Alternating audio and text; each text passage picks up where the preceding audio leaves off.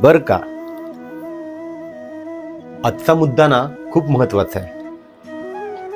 प्रेम करताय ना, लग्न करताय ना, मग जोडीदार कसा हवा? जोडीदार ना मानसिक समज असणारा असावा, म्हणजे समजूतदार असावा, जो जोडीदाराला पण समजून घेणारा आणि त्यांच्या कुटुंबाला पण. आणि दुसरं म्हणजे आदर आदर करणारा असावा. जोडीदाराचा पण आदर करणारा असावा आणि कुटुंबाचा पण आदर करणारा असावा. आणि तिसरं म्हणजे संवाद साधणारा, जो मन मोकळ्यापणाने तुमच्याशी संवाद साधेल आणि तुमच्याशी बोलायला ना एनी टाईम अवेलेबल असेल.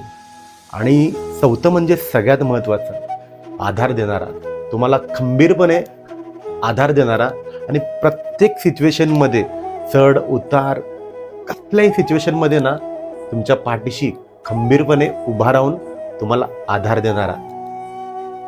काय म्हणता, बरोबर ना? असाच जोडीदार असावा. लक्षात ठेवा.